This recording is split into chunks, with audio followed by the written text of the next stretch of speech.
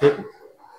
Continuity का मतलब क्या होता है कि कोई चीज कंटिन्यूस है, मतलब ब्रेक नहीं है उसके अंदर, राइट। कंटिन्यूस का मतलब वही होता है, आपको सिंपल अगर बात करूँ आप लोगों से, कंटिन्यूटी का मतलब होता है उसमें कोई ब्रेक ही नहीं है, सिंपल इस तरीके से जा रहा है, मतलब कंटिन्यूस, ठीक है ना, कोई ब्रेक उसके अंदर नहीं होना चाहिए, उसका मतलब होता है कंटिन्यूटी। अगर कहीं पर ब्रेक आ जाता है मतलब वो कंटिन्यूस नहीं।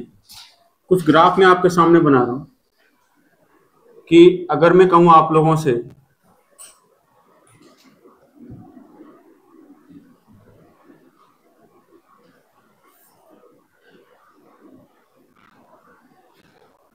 ये तो मैंने इस तरीके से बना दिया मैंने,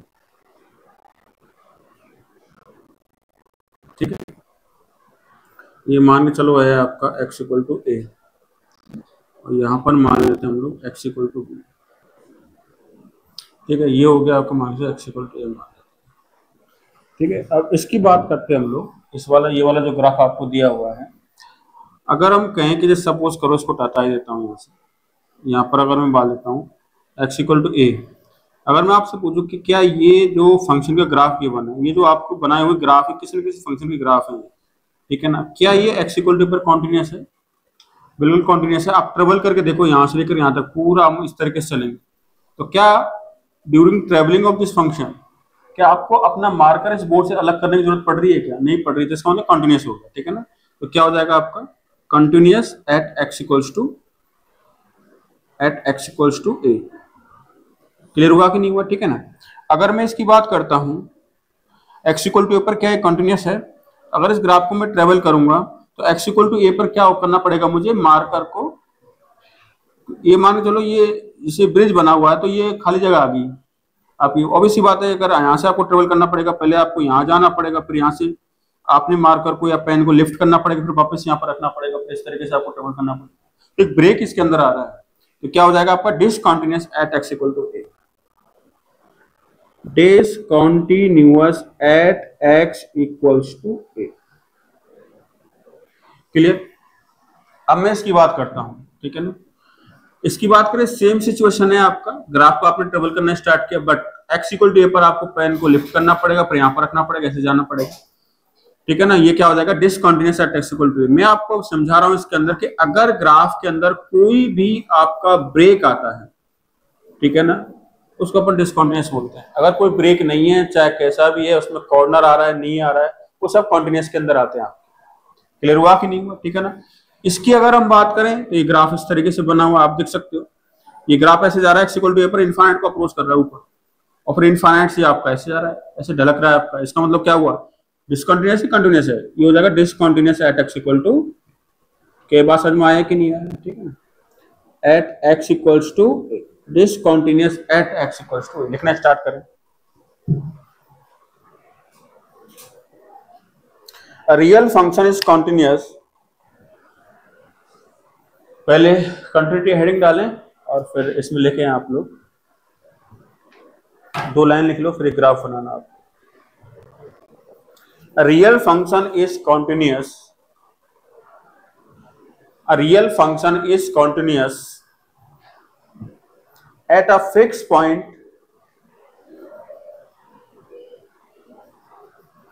a real function is continuous at a fixed point if we can draw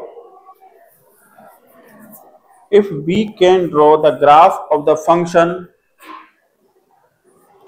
if we can draw the graph of the function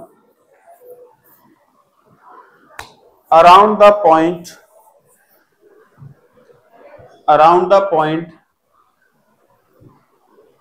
without lifting the pen, without lifting the pen, without lifting the pen,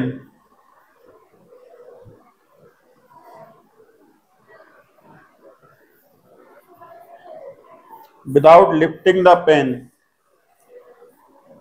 from the plane of the paper, from the plane of the paper.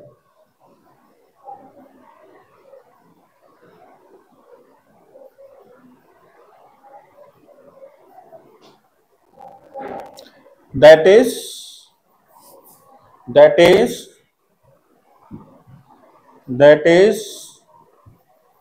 No break in the graph of the function, that is no break, कोई break उसके अंदर नहीं होना चाहिए, that is no break in the graph of the function,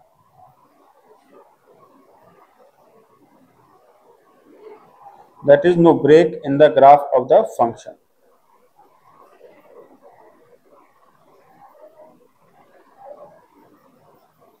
ठीक, तो ये आप बना लो। ये तो खैर बेसिक बात हो गई, ग्राफिकली हमको कैसे चेक करते हैं किसी की भी कंटिन्यूटी अगर हमको देखनी हो, ठीक है ना। अगर मुझे मैथमेटिकली देखना हो किस तरीके से कंटिन्यूटी को मुझे चेक करना है, ठीक है ना, इसकी कुछ स्टेप्स होती हैं वो हमको चेक करनी पड़ती है, ठीक है। तो हेडिंग डालेंगे हम लोग, continuity of function, methods to check continuity of function at a point, methods to check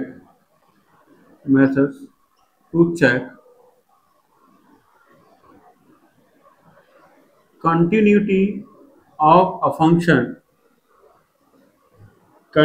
of a function at a point,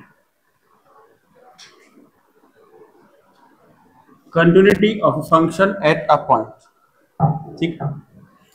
तो वो कैसे करेंगे हम लोग, उसकी हम चर्चा करते हैं, ठीक है। इसकी कुछ स्टेप्स है। सबसे पहली स्टेप ये है, ठीक है, ये तो आपको ग्राफिकली ग्राफ पर ना आप क्वेश्चन बनाओ, ग्राफ बनाना इतना आसान काम है ही, ठीक है ना। स्टेप फर्स्ट क्या है, जैसे मान के चलो कोई फंक्शन है, ठीक है ना, कोई फंक्शन मान लो y इक्वल टू एफ, और इस फंक्शन का आपको कंटिन्यूटी चेक करना है at x equal to a, right, at x equal to a इस फंक्शन का कंटिन्यूटी चेक करना, ठीक है। तो सबसे पहले क्या करेंगे, स्टेप फर्स्ट के अंदर सबसे पहले निकालोगे फंक्शनल वैल्यू एग्जिस्ट करना चाहिए, इसका मस्ट है, यानी कि x इक्वल टू पर फंक्शन डिफाइन होना चाहिए, यानी कि फंक्शन मस्ट बी डिफाइंड। लिखो, स्टार्ट करो, methods to check continuity of a function at a point.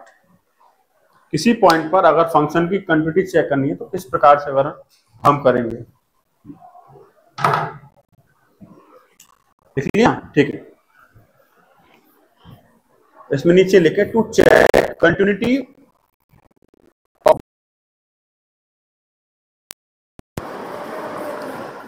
follow the following steps, follow the following steps, follow the following steps,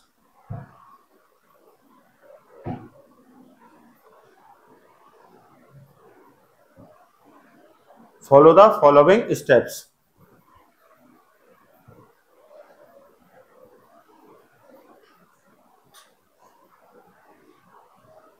step first लेके,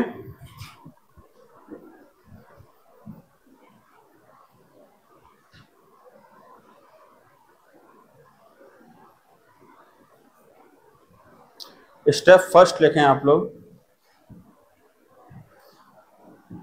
function must be defined at x equal to a finitely, function must be defined finitely at x equal to a,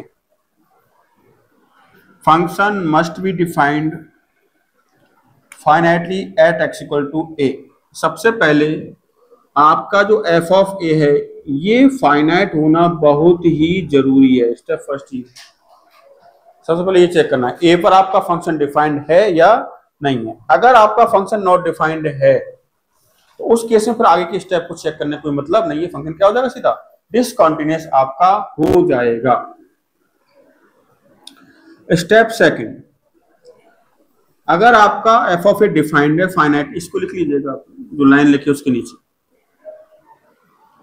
अगर आपका function defined है at X equal to A पर, second point है आपका कि भाई limit must be exist at X equal to A, limit must be exist at X equals to A, limit must be exist at X equals to ए।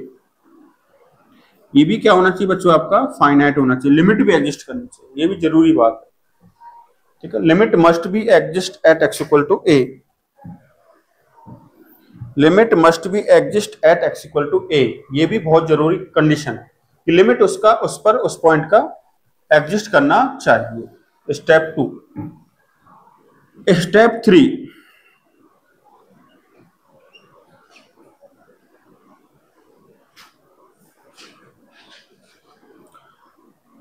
क्या होना चाहिए? Limit आपने निकाल लिया, फंक्शन वैल्यू आपने निकाल लिया। स्टेप 3 में आपको देखना है कि आपने जो फंक्शनल वैल्यू निकाली है, सिंपल सी बात है, उस पॉइंट पे सीधा पुट करेंगे, उसको क्या बोलेंगे? फंक्शनल वैल्यू बोलेंगे, और इसको लिमिटिंग वैल्यू बोलते हैं, ठीक है ना। तो स्टेप फर्स्ट में जो आपका वैल्यू मस्ट भी इक्वल होना चाहिए, अभी लिखना मत, मैं लिखवाऊंगा लिमिट। सेकंड स्टेप में जो लिमिट आपने निकाली है, ठीक है, ये दोनों क्या होने चाहिए? आपकी इक्वल होनी चाहिए। समझ में आया मैं क्या कह रहा हूं? ठीक है ना। तो लिखें स्टेप 3 में limiting value must be equal to functional value. Limiting value must be equals to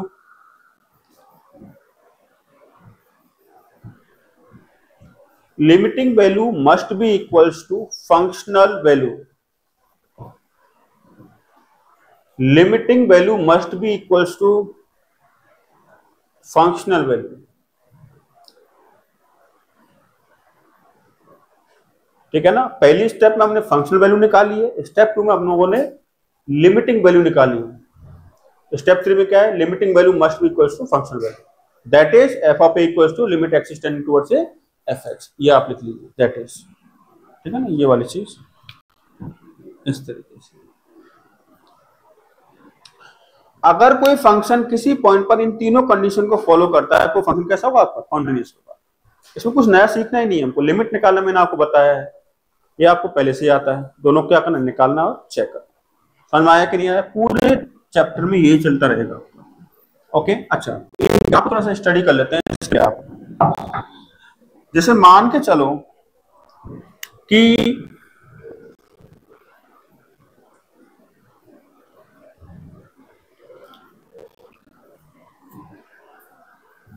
ये पॉइंट है x equal to a, right, ठीक है। मैं अगर इस पूरे ग्राफ की बात करता हूं या इस फंक्शन की बात करता हूं, एक्स इक्वल टू ए पर कॉन्टिन्यूअस है या नहीं है। एक तो बात मैंने थ्योरेटिकल बताया, वो थ्योरेटिकल मीनिंग है। अगर कोई जनरल आपसे पूछे कंटिन्यूअस का मतलब क्या होता है, भाई कोई ब्रेक नहीं होना चाहिए, उस चीज क्या बोलते हैं हम लोग? कंटिन्यूअस का मतलब कंसिस्टेंसी से ले लो। आप कोई भी रेगुलर रूटीन है, अगर आप डेली उसको फॉलो करते हो, मतलब आपका कंसिस्टेंट हो, कंटिन्यूअस हो, आप वो वाली बात होगी। मैथमेटिकली कैसे चेक करेंगे हम लोग? कि जैसे x इक्वल टू ए पर इस फंक्शन को चेक करना कि ये कंटिन्यूअस है या नहीं है। तो सबसे पहली स्टेप मैंने क्या बताई थी बच्चों, कि आप पहले ये देखो कि x इक्वल टू ए पर फंक्शन की वैल्यू क्या है। x इक्वल टू ए पर फंक्शन की वैल्यू क्या बताओ फटाफट से? b के बराबर है। किसके बराबर है? आपकी b के। क्लियर हुआ कि नहीं हुआ? अच्छा, अब x इक्वल टू ए पर लिमिट क्या है? अब x इक्वल टू ए पर लिमिट की अगर हम बात करेंगे, तो अगर मैं LHL की बात करता हूँ, लेफ्ट हैंड लिमिट की बात करता हूँ, तो वो कितना आएगा? a को लेफ्ट साइड से अप्रोच करोगे तो फंक्शन किस वैल्यू को अप्रोच करने की कोशिश करता है? b को। b के बराबर है। और a को अगर राइट साइड से अप्रोच करोगे तो फंक्शन किसको अप्रोच करने की कोशिश कर रहा है? आपका अगेन b को, यानी कि ये RHL भी आपका b के इक्वल। क्लियर हुआ कि नहीं हुआ? ठीक है ना। LHL इक्वल टू RHL बराबर कितना? आपका b। इसका मतलब क्या हुआ? लिमिट एग्जिस्ट कर रहा है। क्या आपकी दो वैल्यू बराबर हैं? हाँ जी, बिल्कुल बराबर है। इसका मतलब क्या होगा? इसलिए कंटिन्यूअस है ये function x equal to a। यही रीजन है इसका। क्लियर हुआ कि नहीं हुआ? ठीक है ना। अब जैसे इसकी बात कर लो आप लोग, ये फंक्शन डिसकंटिन्यूअस है x इक्वल टू पर। क्यों? क्योंकि देखो पहला स्टेप इसके अंदर फॉलो हो रहा है, आप ध्यान से देखो। अगर मान के चलो इस वैल्यू को मैं बोल देता हूं क्या? b1 बोल देता हूं, और इस वैल्यू को बोल देता हूं बच्चों कितना? b2। तो अगर मैं बोलूं कि भाई x इक्वल टू पर फंक्शन का वैल्यू बताओ, तो आप क्या आंसर करोगे? सर b1 के बराबर है आपकी वैल्यू। अगर मैं कहूं कि भाई लिमिट बताना x इक्वल टू पर फंक्शन की, तो x इक्वल टू पर फंक्शन की लिमिट आप बताओगे सर ये b2 के बराबर है आपकी। अगर a को लेफ्ट साइड से अप्रोच करेंगे तो फंक्शन किसको अप्रोच कर रहा है? आपका b2 को अप्रोच कर रहा है लेफ्ट साइड से। a को अगर हम राइट साइड से अप्रोच करेंगे तो फंक्शन किसको अप्रोच कर रहा है? आपका इधर से अप्रोच कर रहा है। सिंपल सी बात है। तो लिमिटिंग वैल्यू कितनी आ रही है आपकी? b2 के बराबर आ रही है। और आपकी फंक्शनल वैल्यू कितनी आ रही है बच्चों? आपकी b1 के बराबर आ रही है। इसका मतलब क्या हुआ? इसका मतलब ये हुआ, अगर अब स्टेप थर्ड में क्या चेक करना है? ये दोनों इक्वल है या नहीं है। तो आप देखोगे बच्चों कि ये दोनों इक्वल है ही नहीं, यानी b1 is not equal to क्या? b2। फंक्शनल वैल्यू कुछ और आ रही है, लिमिटिंग वैल्यू कुछ और आ रही है। एग्जिस्ट चाहे दोनों कर रही है, बट ये दोनों इक्वल नहीं है, और ग्राफ में ब्रेक क्रिएट हो गया यहाँ पर। इसलिए फंक्शन कैसा आपका? डिसकंटिन्यूअस है। तीनों स्टेप को फॉलो करेगा वो कॉन्टिन्यूअस होगा आपका।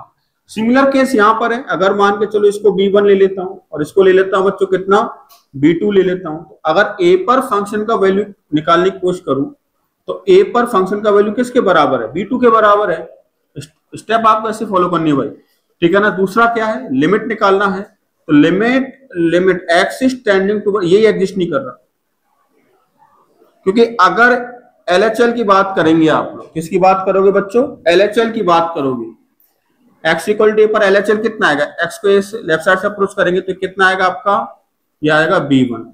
अब RHL निकालने की जरूरत ही नहीं है, क्यों जरूरत नहीं है, क्योंकि वैसे भी कंपेयर करोगे दोनों अलग अलग आ गए, अगर एग्जिस्ट करेगा भी तो दोनों में गैप आ रहा है अपना, समझ आया कि नहीं आया, फिर भी संतुष्टि के लिए निकाल लेते हैं। RHL कितना आ गया, एक और राइट साइड से अप्रोच करेंगे, फंक्शन किसको अप्रोच कर रहा है, b2। क्लियर हुआ कि नहीं हुआ, ठीक है ना। अब यहां पर क्या होगा बच्चों, आपका लिमिट एग्जिस्ट नहीं कर रहा, लिमिट डज नॉट एग्जिस्ट है यहाँ पर, लिमिट जो है वो क्या डज नॉट एग्जिस्ट, यानी लिमिट स्टेप 2 फेल हो रहा है यहाँ पर, तो फिर तो कंटिन्यूटी का कोई सवाल ही नहीं बनता। क्लियर हुआ कि नहीं हुआ, इसलिए ये फंक्शन कैसा आपको डिसकंटीन्यूअस है, x इक्वल टू। अगर मैं लास्ट वाले की बात करता हूं तो इसमें क्या हो रहा है आपका, x इक्वल टू को अच्छा x इक्वल टू फंक्शन का वैल्यू बताओ, कोई वैल्यू ही नहीं, इसका मतलब क्या इनफाइनाइट आ रहा है, इसका मतलब क्या फंक्शन ही डिफाइंड नहीं, स्टेप फर्स्ट ही फेल हो गया आपका, इसलिए डिसकंटीन्यूअस है, यानी कि function is not defined at x equal to a, function is not defined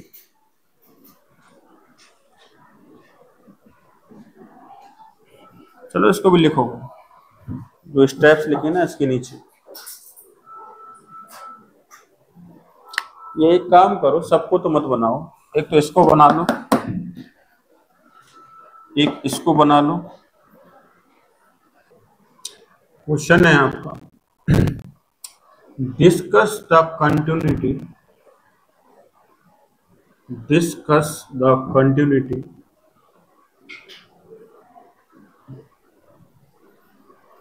of